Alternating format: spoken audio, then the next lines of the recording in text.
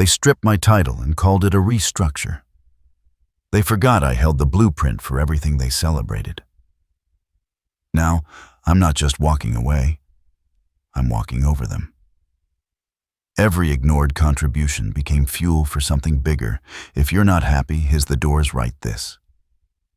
What he didn't know, I owned the damn blueprint. He erased me from the system. I rewrote the entire game. They thought I walked away defeated. I walked out with the leverage, and they mistook my exit for defeat. But I was just gaining altitude. They never saw it coming. He looked me dead in the eyes and said, "If you're not happy, here's the doors, write this." What he didn't know was that I had already found the key to burn the whole place down. 7 years. That's how every ignored contribution became fuel for something bigger I gave to that company. 7 years of late nights, skipped vacations, and weekends blurred into spread heats and strategy decks. I wasn't just a name on the org chart. I was the heart of our content strategy, the brain behind our most profitable campaigns. Every ignored contribution became fuel for something bigger. But none of that seemed to matter the day Kellen showed up. He was the kind of man who made people shrink when he walked into a room. Expensive suits, empty charm, and an ego big enough to require its own office. The new VP, because silence doesn't mean surrender of operations, a corporate fixer, they said. What they didn't say was that he was also a tyrant, with a polyhead smile and a habit of treating people like disposable tools. The first time I met him, he didn't shake my hand, just looked me, sometimes walking away, "Is the loudest thing you can do," up and down, and said, "You're Logan, huh? Thought you'd be taller." I laughed it off. Big mistake. Kellen moved fast. Within 2 weeks, 3 team leads were gone. Budget cuts, policy changes, endless meetings about efficiency. But what he really wanted was control. Total, every ignored contribution became fuel for something bigger, unquestioned control. And I was the one person he couldn't quite get a handle on. See, I didn't kiss up. I asked hard questions in meetings. I defended my team when he tried to gut our projects. And most dangerous of all, I had relationships. Sometimes walking away is the loudest thing you can do, real ones. Clients who called me directly, execs who respected my voice, teammates who followed my lead over his. That made me a threat. The tension built slowly like water under pressure. Passive-aggressive comments in meetings, excluding me from decisions, undermining me in front. Not every revolution is loud. Some begin in the quiet of dignity of junior staff. He was trying to chip away at me bit by bit, but I stayed. Not because I was scared to leave, but because I was watching, calculating, waiting. The silence after I closed that door was louder than anything Kellen had said. Every ignored contribution became fuel for something bigger. I didn't slam it. I didn't throw a tantrum. I simply walked out. But that walk, it echoed through the halls like an earthquake. Over the weekend, my inbox lit up with everything from concern to confusion. "Hey, are you okay? What happened in that they mistook my exit for defeat? But I was just gaining altitude meeting. I hope you're not quitting." And then came the one that told me everything I needed to know. "Just so you know, Kellen said you were taking some personal time to cool off. He's assigning your accounts to Rachel temporarily." Rachel, the fresh-faced assistant, every ignored contribution became fuel for something bigger. Kellen promoted after 2 weeks of knowing his. The same one who couldn't tell a CPM from a CTR, but laughed at all his jokes and called him Kel. I didn't respond. Not yet. Monday morning, I walked into the office like nothing had happened. They mistook my exit for defeat.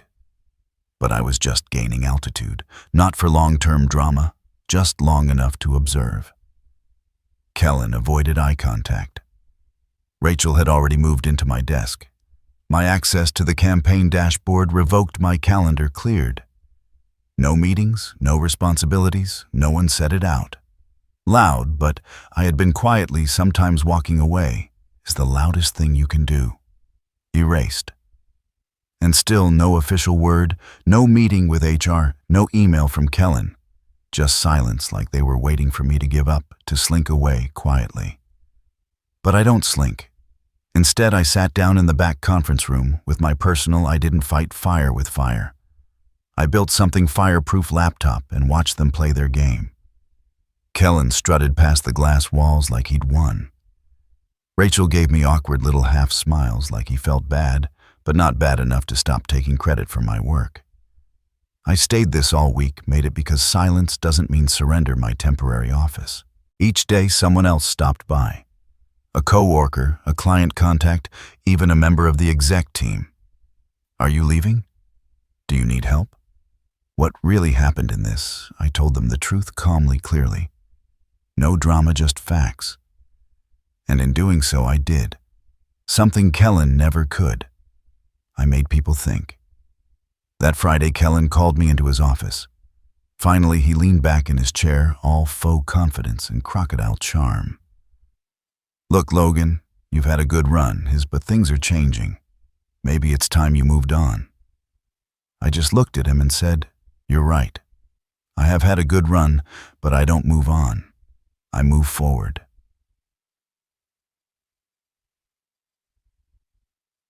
I handed him my resignation letter, stood up, and walked out. For real, this sometimes walking away is the loudest thing you can do time.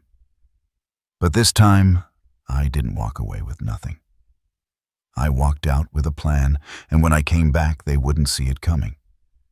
When I left the building that day, I didn't cry, I didn't scream, I didn't even look back.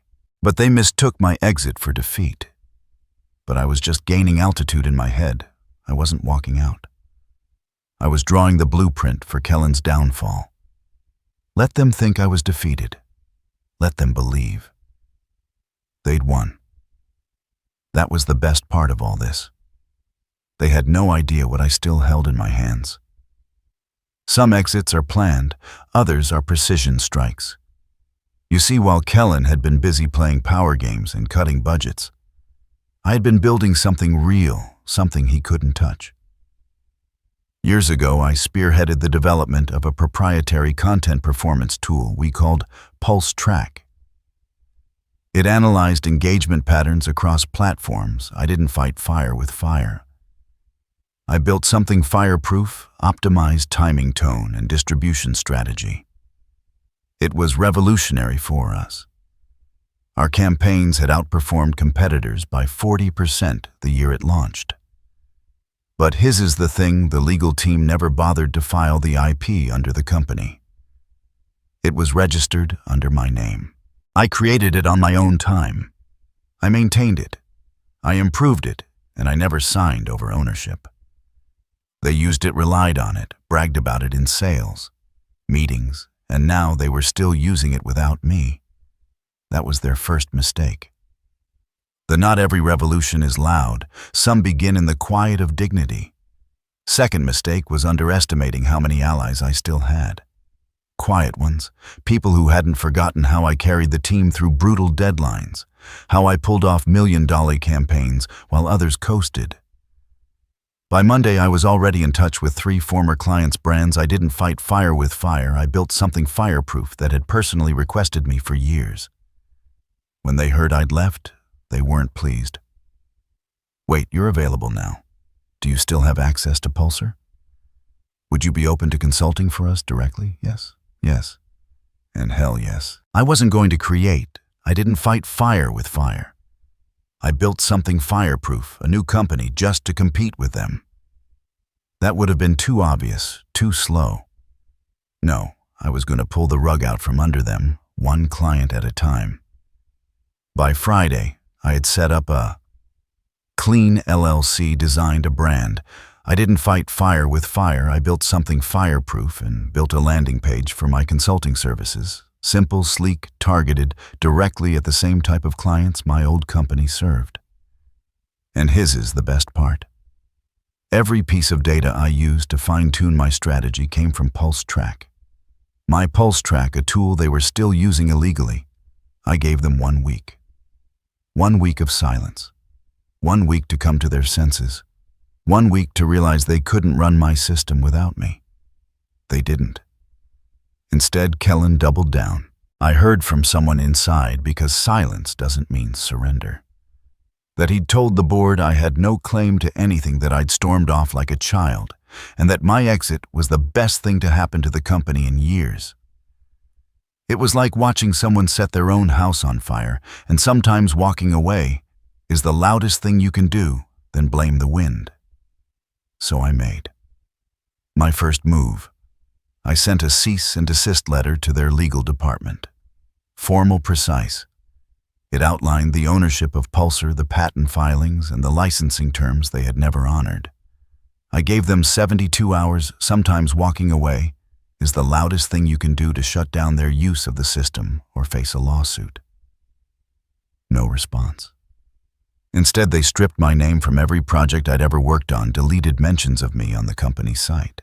One brave intern even replaced my photo in an internal slide. They tried to erase me, not knowing I was already archived every wise deck with a stock image of some blonde man in a pantsuit. So that's how they wanted to play.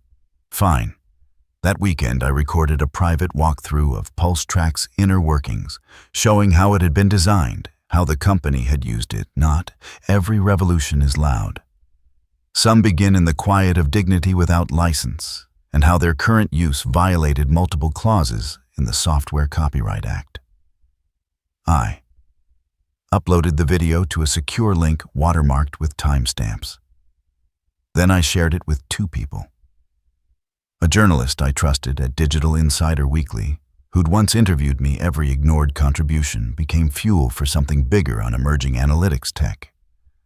A former investor in the company who had recently pulled out when Kellen took over.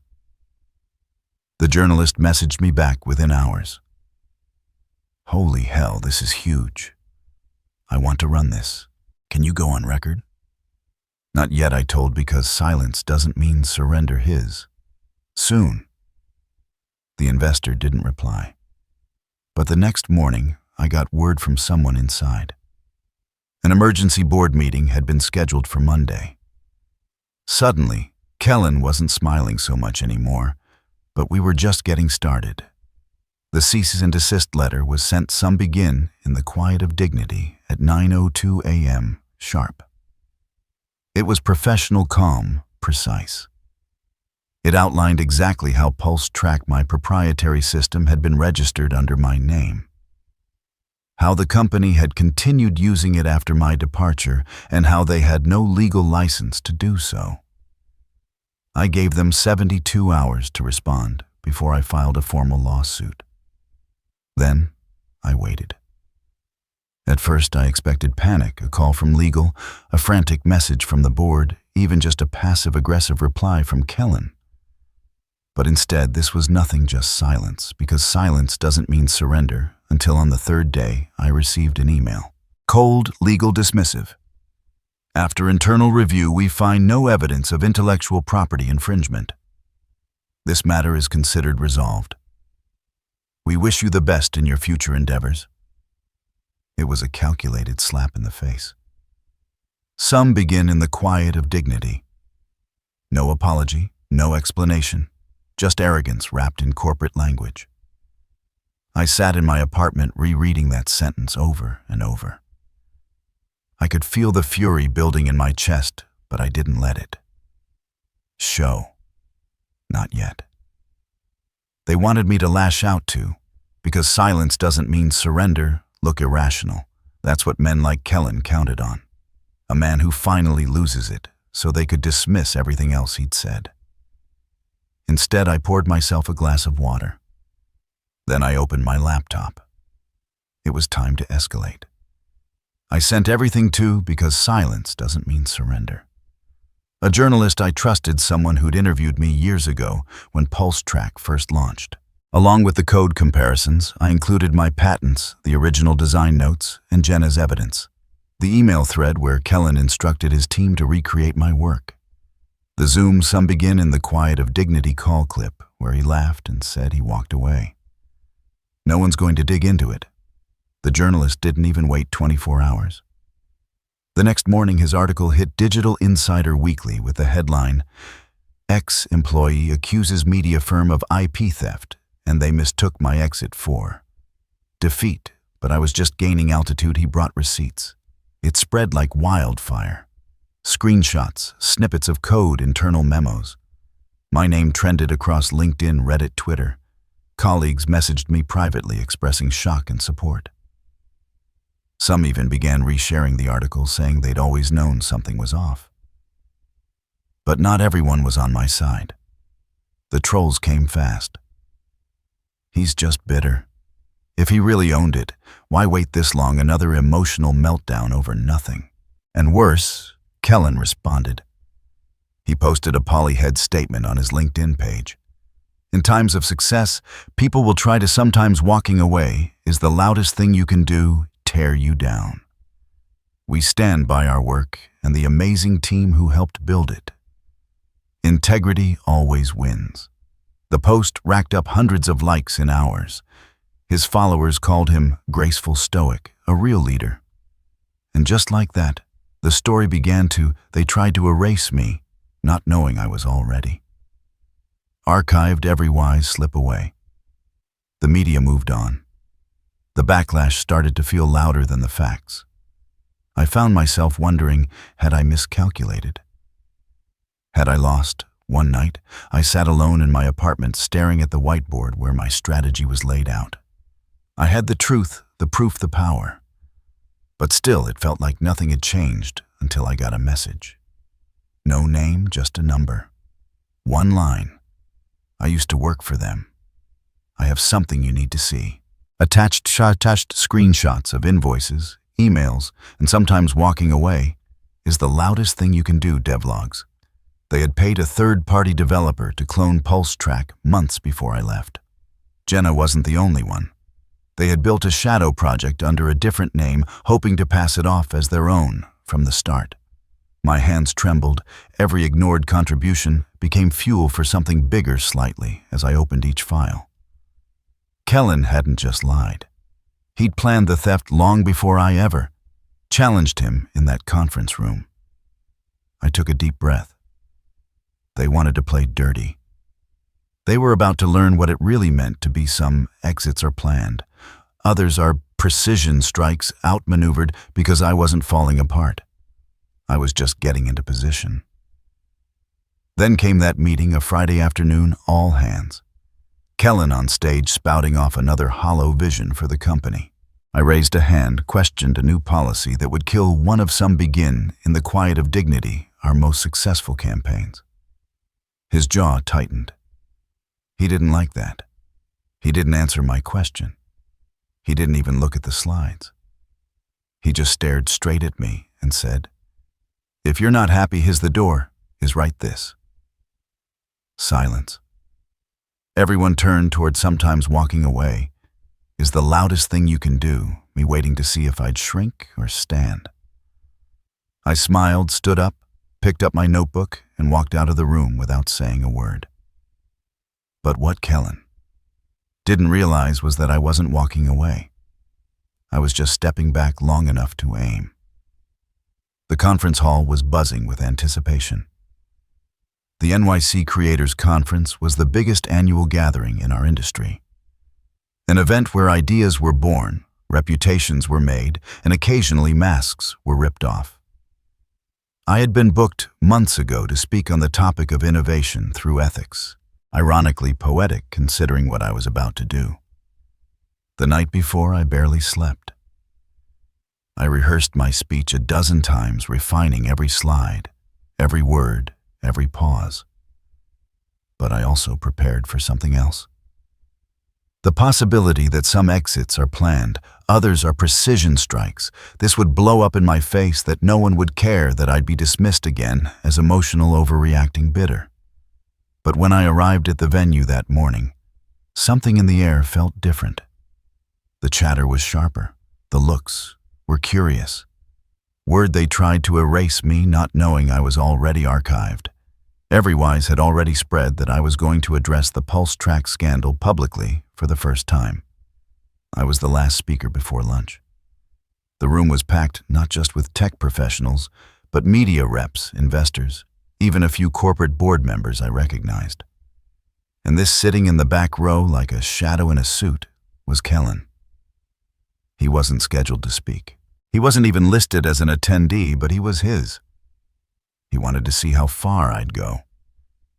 The host introduced me reading, "Not every revolution is loud, come begin." In the quiet of dignity, my view as if nothing had happened. I walked on stage to polite applause. My heart was pounding, but my face stayed still, controlled cold. I was done being underestimated. I took a breath and began. When we talk about innovation in this industry, we some begin in.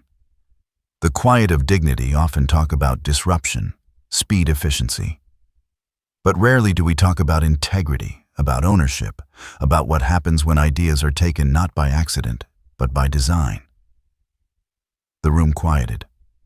I clicked to the first slide. Pulse Track proprietary software patent 87423X9A. Owner Logan Rain. This were a few gasps. Some heads turned. Kellen didn't move. The next slide showed a side-by-side comparison of the Pulsar codebase and the new system my old company had claimed to have built from scratch. Line by line, identical structures, identical language. Then they tried to erase me, not knowing I was already archived. Everywise came the email screenshots forwarded by Jenna. Internal communications discussing recreating Logan's system, acknowledging his IP claim is a problem, and joking about how he walked away. So it's fair game. I paused for a moment, then I played the recording.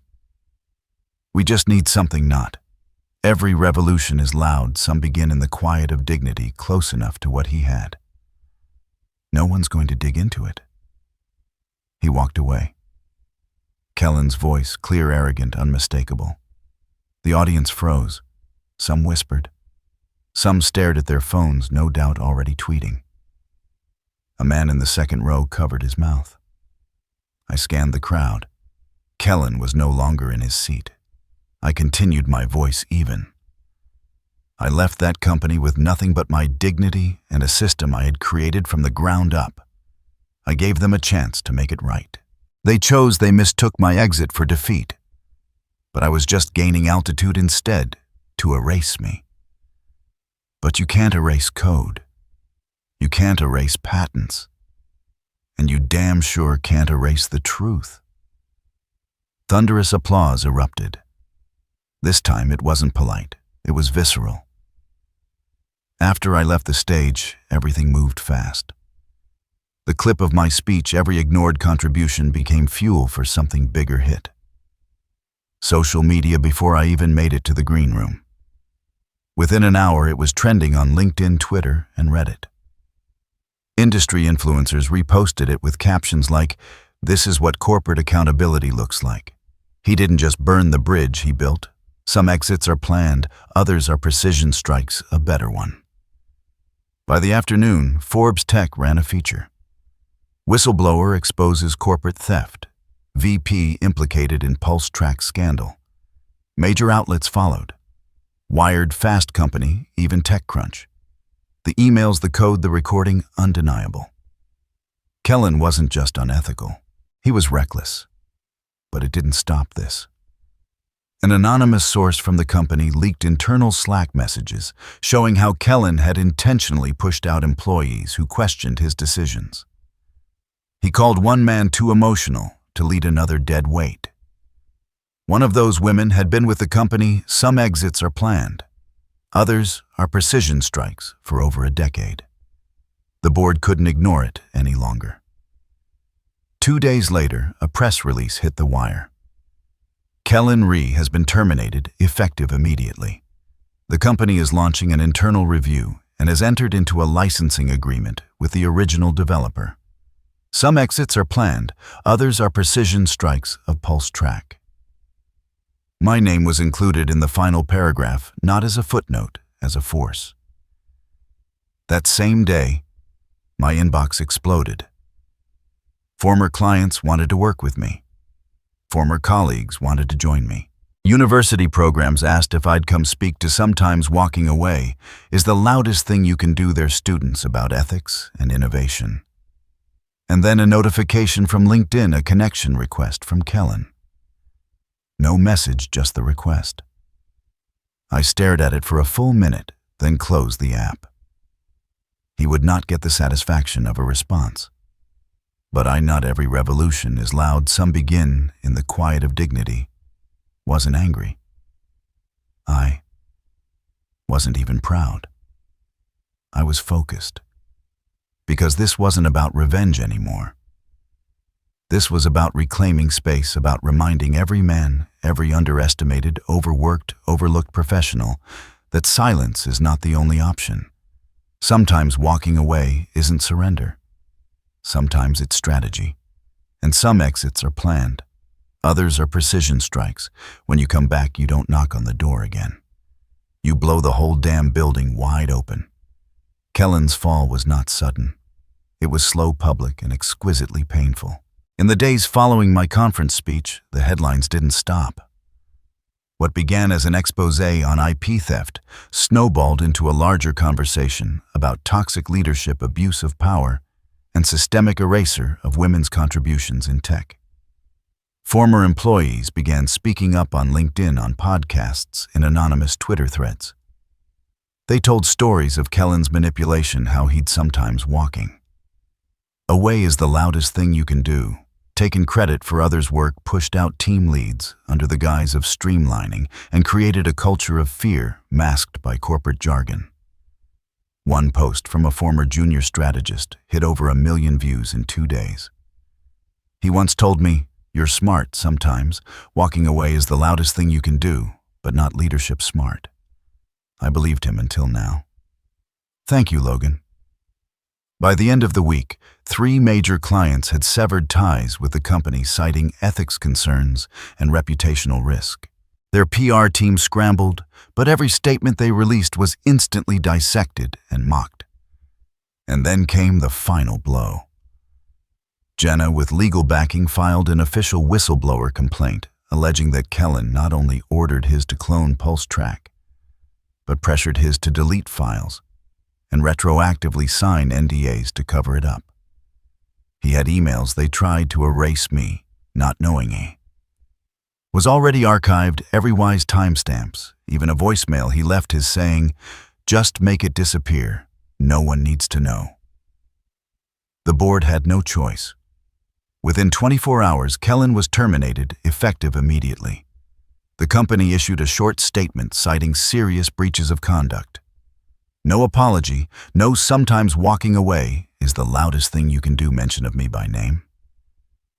But I didn't need it. I didn't need their recognition because I had something better. Clarity. I had walked away from that company with nothing but the truth. And now the truth had burned down their lies one by one. They tried to erase me, not knowing I was already archived everywise. And while Kellen's career smoldered, mine quietly took root. I wasn't interested in fanfare or revenge parades. I didn't go on a media tour. I declined interviews. I didn't even share the Forbes article where they called me the man who rewrote the rules. Instead, I built. With Jenna at my side, I launched a consultancy. Small, sharp, and values-driven. We named it Signal Ethics, because everything we did came down to one thing: sending the right signal. In just 2 months, we signed 6 former clients from my old. Some exits are planned, others are precision strikes job. Clients who said they followed my journey, respected how I handled the fallout, and trusted me more than ever. My days were full, but liked. No politics, no fear, just purpose. One afternoon, as I wrapped up a strategy session, my phone buzzed. A LinkedIn notification. Kellen Rhee has sent you a connection request. No note, no apology. Just silence masquerading as an olive branch. I didn't accept. I didn't block him, I let it sit, a frozen reminder of everything he thought he could get away. Some exits are planned, others are precision strikes with and didn't. Because his is the thing about power. It doesn't belong to those who shout the loudest in boardrooms.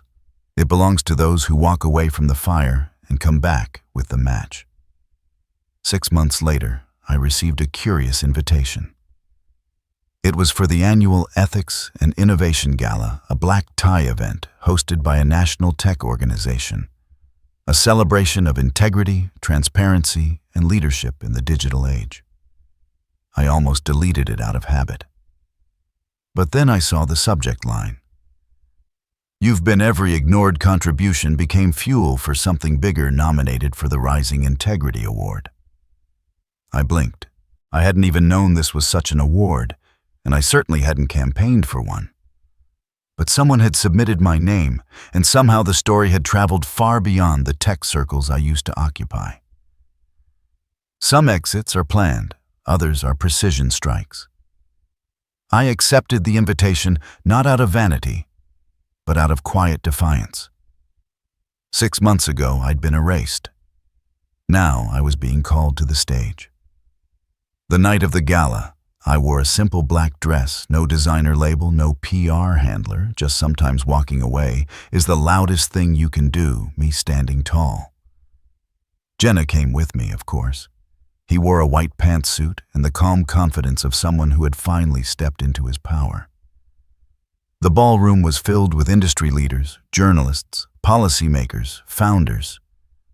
And yet, when they announced my name, the applause wasn't just polite. It was personal. People stood up not because I was famous, but because they remembered. I walked to the stage and took the mic. My hands were steady.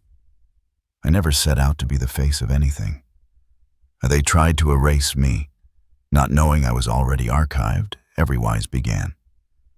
All I wanted was to do good work, build something meaningful, and be respected for it. But when you take that kind of intention into a system built on ego, it will try to break you. I paused. They told me the door was, they mistook my exit for defeat. But I was just gaining altitude open if I didn't like it. So I walked out. What they didn't expect was that I wouldn't stay out, that I'd walk back in, not to reclaim my seat, but to flip the table. The room erupted, but I wasn't done. This award is not about me. It's about every person who's been underestimated, sidelined, dismissed, or discredited. Every man whose idea was stolen, every junior employee who was told to be quiet, every outsider who knew they were right but didn't have the platform to prove it. Another I didn't fight fire with fire, I built something fireproof, beat of silence. To them I say, you don't need to burn bridges. You need to build better ones, stronger ones, ones they can't cross without your permission. After the ceremony, people came up to shake my hand, ask for advice, share their own stories. A young man in his 20s stood in line just to say, "You made me realize I don't have to take it anymore. I'm quitting my job tomorrow and I'm starting my own thing." I smiled. Good. Don't just leave. Build something they can't ignore. They tried to erase me, not knowing I was already archived Everywise. Later that night, as Jenna and I walked out of the venue, the air crisp and quiet, he nudged me gently. "You never asked who nominated you." I looked at his curious. "Was it you?" He shook his head. "Nope, but I found out." Some exits are planned, others are precision strikes, handed me his phone and email. It was short anonymous, sent to the award committee 6 months ago. He may not ask for credit, but he deserves the world to see what he stood for. He didn't just fight for his own name. He fought they tried to erase me, not knowing I was already archived Everywise for all of us. Signed a former intern. I stood there stunned. I didn't know who it was. Maybe someone I'd mentored. Maybe someone I barely remembered. But they'd remembered me. And that's when it hit me. The real twist wasn't that I'd won. It was that they had lost the moment I refused to disappear. Because sometimes revenge isn't about ruining someone else. It's about rising so high that they can no longer reach you.